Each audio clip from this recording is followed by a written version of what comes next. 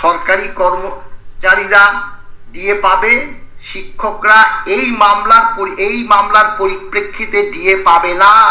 একবার সুপ্রিম কোর্টের থেকে যদি সেই অর্ডার বেরিয়ে যায় তাহলে কিন্তু তাদের আবার মামলা করেই আসতে হবে।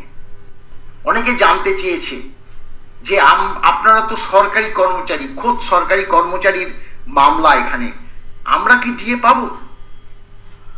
আমরা তখন বলেছি যে দেখুন, হ্যাঁ, খোদ সরকারি কর্মচারীদের মামলা, আর তাই আমাদের ট্রাইব্যুনাল থেকে হাইকোর্ট থেকে সুপ্রিম কোর্টে গেছে। কিন্তু এই মামলা রূপা 9 অনুসারে আমরা যেমন ডিএ পাই আপনারাও তো ডিএ পাই। আমাদের ডিএর অর্ডার হলে আপনাদেরও ডিএর অর্ডার হবে, কিন্তু সেক্ষেত্রে সঙ্গে সঙ্গে হয়তো হবে না। এই ব্যাপারে আমরা আমাদের যে মাননীয় আইনজীবী বিকাশ রঞ্জন ভট্টাচার্যের সঙ্গে আমরা কথা বলেছি। তিনি বলছেন যে হ্যাঁ, তাদেরকে আবার যেই অর্ডারটা বেরোবে সেই অর্ডারের পরিপ্রেক্ষিতে তাদের একটা প্লে করতে হবে।